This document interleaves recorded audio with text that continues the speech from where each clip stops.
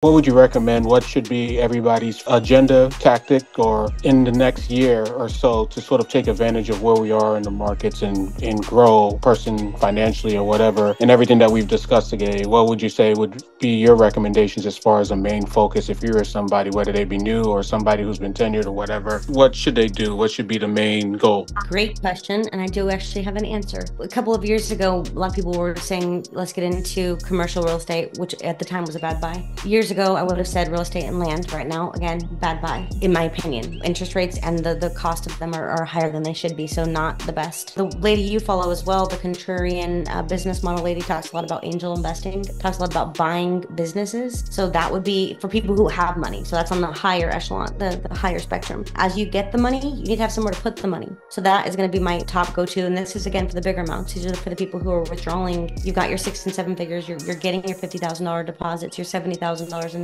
freaking Bitcoin that they held for so many days. But the bigger amounts, the smaller amounts, are the people who are kind of in that upper middle class, and I'm just quantifying here. You've got your couple $100 extra. You're working on your props. You're working on your trading. Obviously, your largest gains are still going to be there in terms of consistent trading, but that's also active income for most of us. So focus there. But my focus, last thing I'm going to say, is not going to be on stocks right now. I think a lot of them are on the upper side. We talked a couple days ago about some of the tech and the biotech, the disruptive technology. With the exception of that branch and that kind of cabinet of stocks, I'm not super bullish on stocks either right now. So I don't think dollar cost averaging into them is the best long-term investment model. And that's why we're seeing things like Acorns and Stash, which are supposed to get you 10 to 12% a year. They're averaging 2 to 3 at best, with huge dips as well, because they're still focused too heavily on your bonds and your stocks and stuff, which right now are just not the direction. So for me, at the end of the day, it's going to be all of these coins. At the sake of discounting any of the meme coins or the things that dropped, like Future Millionaire was just talking about, I don't want to discount them, because yeah, you can make a couple 100% return on investment in hours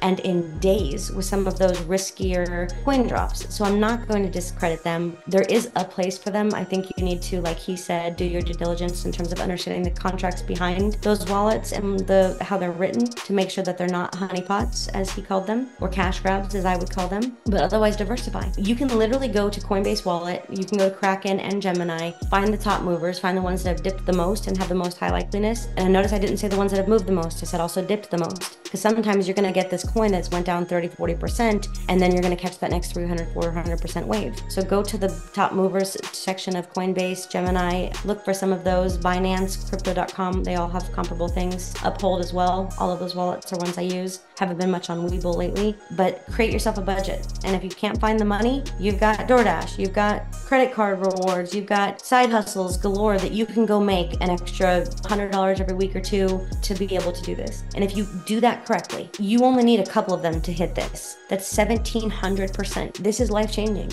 I promise you, you only need a couple. So keep doing that over and over again. Try to buy the lows, not just the ones that are moving up, because that's obviously a fool's errand. Obviously, it's nice to see the one that's moved 50% today, but if it moved 50% today, it's a little on the higher end. Don't be afraid to buy it just because it did move 50% if it's part of your portfolio. I still think there's room in your portfolio to keep buying up on some of these coins, but don't forget to look at the ones that are maybe down a couple of percent today either, and make sure you've got enough of them. You go get yourself 50 to 100 different coins and get as many millions of those coins as you possibly can, especially on the cheaper ones, in a couple of years, maybe 2, maybe 5, maybe more. There's no reason you should not have 6 and 7 figures. You have no idea how many people became millionaires in the last couple of weeks. Enough of the instruments did this, even the ones we talked about on these calls.